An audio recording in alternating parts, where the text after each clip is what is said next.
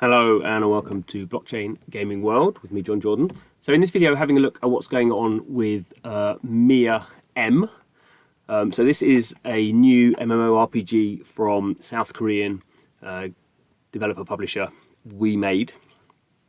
So Wemade really since the sort of end of 2021, it did a big announcement around blockchain and it launched its Wemix sort of blockchain infrastructure, I suppose, and wallet and all this stuff, tokens. And like a lot of South Korean companies, it's really piled into blockchain. So basically, it seems like all its games have some sort of blockchain element.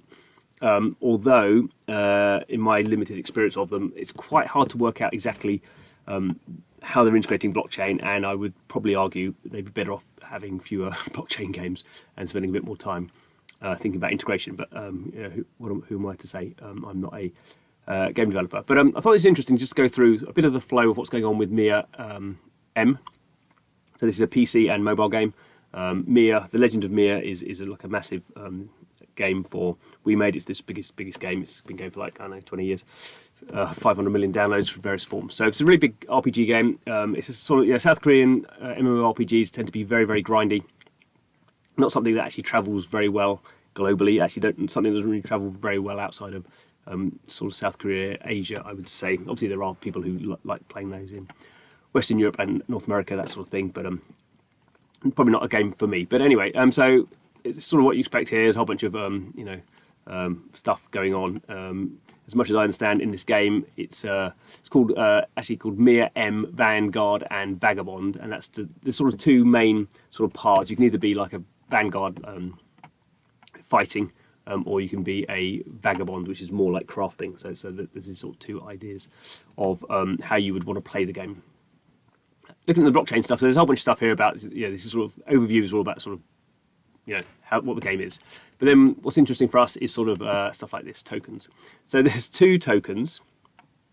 Drone. So drone is the sort of what we might call utility token. So it's you collect these chests in the game, and you can burn the chests, and you get, for every chest you burn, you get one drone. So this is the price here. So obviously just sort of I'm not quite sure. I wonder if we do all. I don't know how long it's been live for. It's probably just the game's gone live today, so probably not very much. Okay, it's been 4 weeks we've got. And then there's this other token, which is a governance token called Dogma, and this is actually used in other games as well. So you basically get Dogma by staking your drone, and that's the sort of rewarding mechanic there. Let's see if we get anything for this one. So two sort of separate things going on here, and it's sort of interesting in a sense that the market cap for this one is 3 million. I mean, these things are pretty meaningless at the moment, but the market cap for this one, the governance one, is actually much less. Normally, the other way around. But anyway. I don't know if we're going to find anything here. I don't know what it's been like for. Okay, so there's some basic stuff sort of going on with tokens. And here we go. This is about the staking. So we can see here, if you have your drone, you have to connect your wallet. It's a mobile wallet. I don't know if there's actually a PC version. I think it's mainly mobile. It's called the Play Wallet, using the Wemix infrastructure. So if you had some drones, you could stake them here, and your drones give you Dogma. So Hydra is an existing game token, which is actually in the previous MIR game called MIR 4. So that's another MMORPG, and that utility token is Hydra. So you can do this. You can stake either of those two, and you get Dogma. So Dogma is the governance token for the overall thing. So we can see here, this is the amount of tokens staked, and this is the current reward of Dogma. There are some limits on this actually, how much drone you can produce a day, and how much drone is produced for all players. So there's so much any one individual can do. I think it's 10 tokens a day, and 1 million for the whole game. So there's obviously sort of limits on this. So that's what's going on with these sort of tokens. So far so good. We've got 2 tokens and we can stake them. Okay, the point of having the Dogma is there's governance, and this is sort of very early because it's not happened yet. But basically, you can use this to run to sort of to do voting for different servers. So there's obviously a geographical spread of servers. So mainly in Asia, we've got 1 in Europe coming soon, 1 in North America, and 4 in South America. I guess people in Brazil. So we can see basically where people are playing this game, mainly in Asia, and a bit in sort of probably Brazil, I would say, and South America. We have these different 2 sort of modes, I suppose. The boss and the hidden valley capture, and they have different reward structures. So people are using their governance token to vote, and there is a sort of a random occurrence of whether these modes will be available. Again, this is this play wallet thing. So you log in with this, and there's a QR code, you can connect it, and then you can vote on what's going on here. So that's sort of a bit of how the blockchain stuff works on governance. There is a exchange, nothing on here at the moment. There's this drain thing, which I'm not quite sure about. This is burning dogma. It's in playbook. Okay, so so because this is a game and a DAO, then there is this dogma burning process, which is running in the liquidity pool of dogma, and Wemix is the governance sort of underlying token for the whole infrastructure. So basically, what are we doing here? We're burning when people are using the Wayfarers market. A certain amount of this stuff is being burnt. I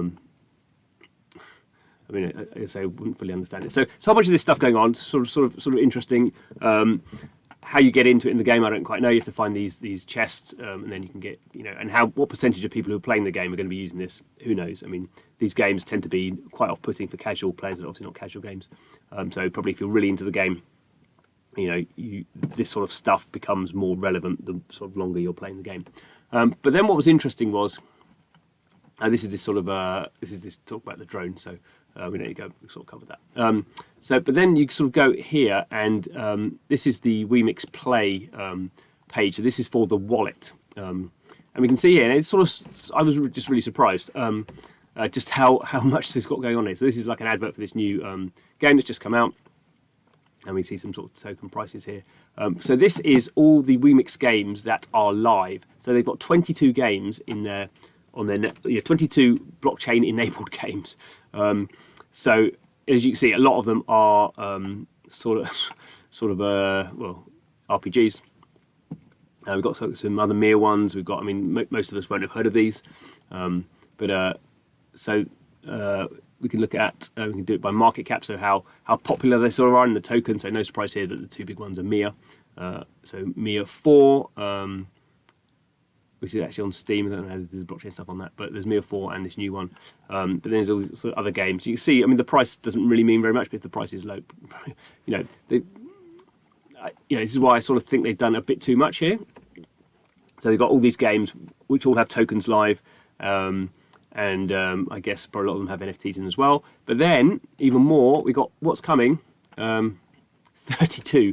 So they've got 32 games in development that are going to use this same Wemix sort of blockchain element. I mean, they may be using tokens in different ways and NFTs in different ways. But you can see here, this is a very different sort of game. So we've got some very casual games here. We've got match games. We've got sort of coin games. We've got this striking lady fishing, apparently. But a lot of RPGs as well. What's there? It looks like a different sorts of sports going on there.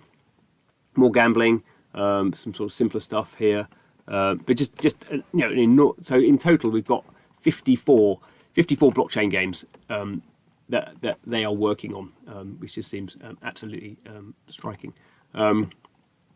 That's incredible. So we can see here, this is the across all their tokens. So 24 tokens are live from those games. So what have we got here? The market cap, which is the biggest one. So this Myrtle one we can have a look at. So Drago, which I think is another one from the MIR, the MIR 4 game. We could talk a bit about Reflect. We'll have a look at Reflect. So they've got all these tokens. I mean, some of these have very low market caps, thousands of dollars, and not really worth doing. Myrtle one's actually quite big, over 100 million, although price looks like, and that's the other problem. As more tokens you have, the more complicated it is. Most of these tokens, most blockchain game tokens are going to go to zero anyway, and you've got 24 here just in these games, and most of these games just don't have a big enough audience. So I think it's sort of, and that's why I'm sort of nervous about sort of what they're doing. Maybe they think sort of having a massive audience, some of those will work, and that's fine. So this thing called Reflect, which is a synthetic token designed with the purpose of unifying individual game tokens. So it's sort of like an interactive sort of an interlinked sort of thing. I say I wouldn't fully understand this, but they've got a whole bunch of sort of tokenomics going on here, and airdrops, and yeah, you can see all the different. These are all the different tokens from different games. These are the W because I guess that's a synthetic level. So you sort of have the native token in the game, and then you have sort of synthetic versions of that. And so they have this reflect token, which is sort of one of the key tokens that underpin the whole ecosystem, and it has a price here and a market cap of 4.5 million, and a whole bunch of stuff going on here. So this is it actually? This looks like yeah, this is a way of tying it together. I think all the different sort of prices. We have bridges, so we can exchange between different networks. We have staking, so you can stake all these tokens are available. You can stake them. You can obviously swap them. You can pool them, and it's just sort of like a staking thing as well. And then the other interesting thing, and maybe, I mean, weird is not the right word, they have this other token as well. So this is a token for creators. So I don't know who this lady is, this cosplay lady. She's from the Philippines. I don't know. She's an actress, a gamer, a streamer. So they've created a token for her. I mean, this is the only token that's live at the moment. Or maybe, I assume you can't just rock up and do it yourself. You have to get permission to do this. So she's got this token. It has a market cap of over 100 million, but the volume, so this is how much has been traded today, so that's sort of irrelevant. So you have this sort of slightly, 8 million of these coins have been given away. Maybe people don't know sort of where they are. Anyway, so it's sort of interesting. It's sort of thing you would have. You can become a fan. I don't, just because I don't know who this lady is, I don't know who Myrtle is, doesn't mean she's enormous. She could be enormous somewhere in terms of her audience. You can imagine Mr. Beast had one of these things. But I think again, they just have a lot of moving parts here in this ecosystem. It's not to say that they can't pull it off. Or not to say that some of these games and some of these tokens won't be sort of valuable and they won't sort of capture some of the economic value that these games definitely have. But I think it is, as I say, it is a bit of a stretch. They're to have what will be 50, probably by the end of the year they'll have 50 games live. And that's just a big a big ask. Most played games, so they're not giving us the data for how they're filtering these, but we can see it's the big MIRs are the games that are really doing well, and some of these sort of casual bird tornado, I think basically like an Angry Birds, and some of these other ones where you actually need a token in these sort of things. What are you actually causing more complexity? I think certainly for these big games. Remember, RPGs have a lot of crafting, have these big economies.